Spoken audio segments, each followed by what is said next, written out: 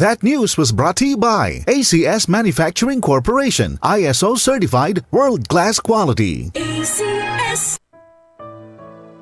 Pagbasa sa Aklat ng Kawikaan, Kabanata 12, talata 1 hanggang 28, ang taong may unawa ay tumatanggap ng payo, ngunit ayaw mapaalalahanan ang matigas ang ulo. Si Yahweh ay nalulugod sa taong matuwid, ngunit sa masasama siya ay nagagalit. Ang makasalanan ay hindi mapapanatag, ngunit ang matuwid ay hindi matitinag. Ang mabuting babae ay karangalan ng asawa, ngunit kanser sa buto ang masamang asawa. Ang taong matuwid ay mabuting makiharap, ngunit ang masama ay bihira lang magtapat. Pumapatay ng lihim ang mga pangungusap ng masama, ngunit ang salita ng matuwid ay nagliligtas sa kapwa. Ang masama ay lubusang mapaparam at di na magbabalik, ngunit ang sambahayan ng matuwid mananatiling nakatindig. Ang taong matalino ay magkakamit ng karangalan, ngunit ang aanihin ng masama ay pagkutsa lang. Ang maralitang nagsisikap ay mabuting di hamak kaysa nagkukunwang mayaman, ngunit sa gutom nakasadlak. Kahit sa kanyang mga hayop ang matuwid ay mabait, ngunit ang masama kahit kanino ay sadyang mabagsik. Ang taong masipag ay sagana sa lahat, ngunit ang isang hangal sa yaman ay salat.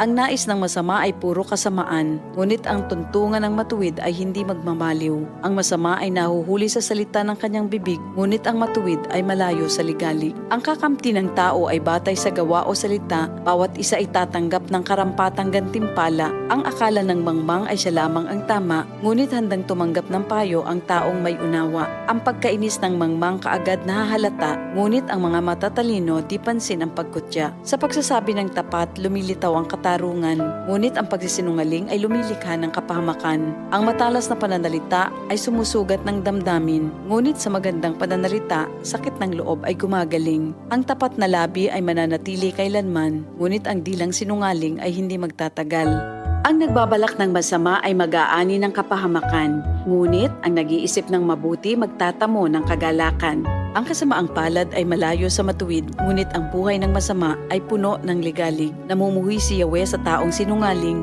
ngunit ang tapat ay ligaya niya at aliw.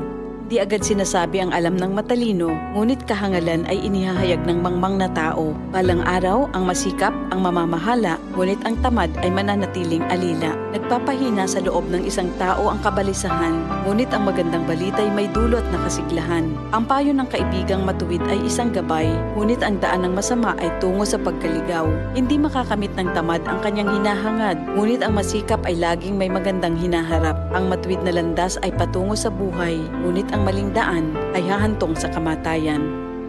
Ito ang salita ng Diyos. DCXL News, ang himpilan ng RMN.